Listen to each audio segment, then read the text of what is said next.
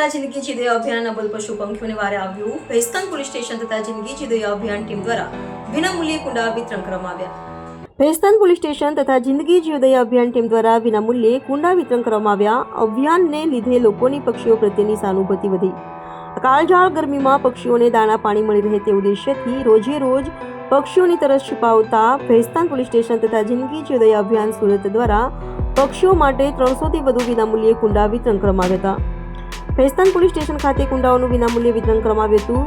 મુક્તમને વિહરતા પક્ષીઓ તરસતા छिपावવા જિંદગી જીવદય અભિયાન દ્વારા કરેલી પહેલને સતત આવકાર મળી રહ્યો છે। શહેરમાં વધુમાં વધુ કુટુંબીઓ સુધી આ કુંડાનું વિતરણ થાય તે માટે જિંદગી જીવદય અભિયાન ટીમે આ ઝુંબેશ ઉઠાવી છે।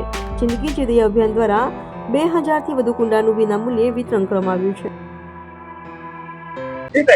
आज रोज भैस्तान पुलिस द्वारा जिंदगी जीवदय अभियान ट्रस्ट द्वारा 300 કુંડાનું વિતરણ કરવામાં જેમાં મૂંગા પશુઓ અને પક્ષીઓને ઉનાળામાં પાણી મળી રહે એના માટે કુંડાનું વિતરણ કરવામાં આવ્યું છે।